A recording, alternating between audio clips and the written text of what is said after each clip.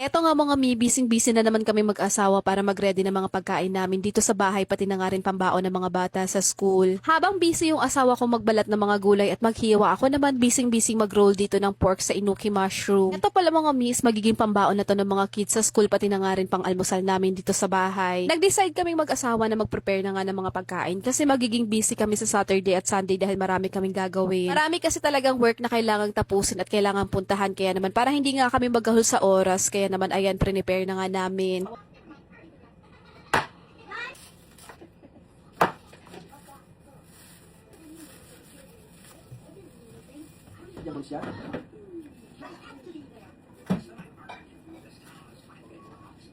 At syempre mga mi, habang busy-busy kami mag-asikaso ng mga pagkain, magre-relax at magkukwentuhan din kami mag-asawa. Kaya naman ayan, mag-shot nga rin kami. Dahil nga chill-chill lang naman kami at may pasok pa yung mga kids kinabukasan. Kaya naman ayan, hindi hard yung ininom namin.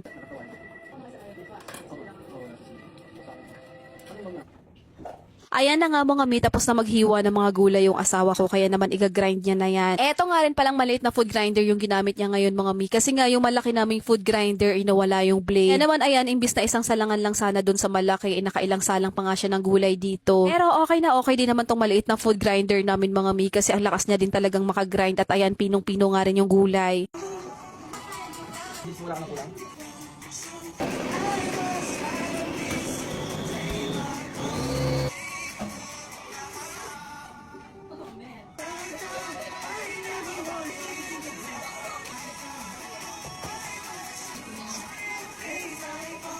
Bale pala mga mi, dito sa giniling na nilagyan niya ng gulay ay dalawang recipe yung gagawin namin dyan. Gagawa kami ng lumpiang shanghai at siomai, kaya naman ayan, tinimplahan ko na nga. Naglagay lang ako ng 2 pirasong itlog, asin at maraming paminta. Ganyan lang talaga kasimple yung timpla ko ng lumpia mga mi, pero gusto rin naman ng mga bata at favorite nga rin nila yan.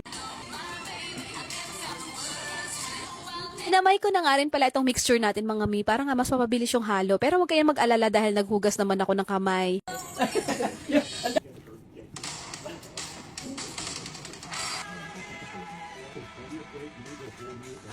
At ayan na nga, habang nagbabalot ako ng lumpia, yung asawa ko naman yung tagahimay ng wrapper. Every time nga rin pala mga mi, kapag gumagamit ako ng ganitong wrapper, marami talaga yung nagtatanong kung saan ko daw nabili. Available po siya sa mga malalaking groceries mga mi, katulad na lang ng Pure Gold pati na nga rin SM. At ayan na nga, nakapagbalot na ako ng ilang pirasong lumpiang Shanghai, kaya naman naglagay lang ako dito sa plastic labo ng 15 pieces.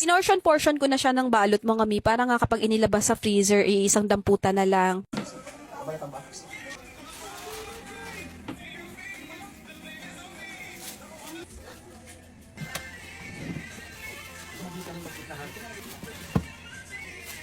Ito namang natirang mixture ng giniling, ayan, naglagay lang ako ng sesame oil, naglagay din ako ng oyster sauce at hahalu-haluin ko lang yan. Kung kayo nga yung gagawa sa bahay nito, mga mi, pwede kayo mag-add pa ng ibang gulay, pati na nga rin hipon. Pero ako mga mi, nagdagdag lang ako ng pampalasa, tapos nagtoppings ako ng crab meat. Yun lang pinakating nga taas na yung mag-wala na.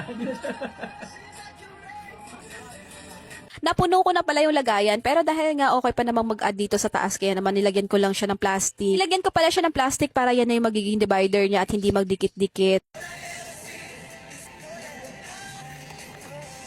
Bali pala nakagawa ako ng 2 tube na siomai, pero itong isa ay hindi siya napuno.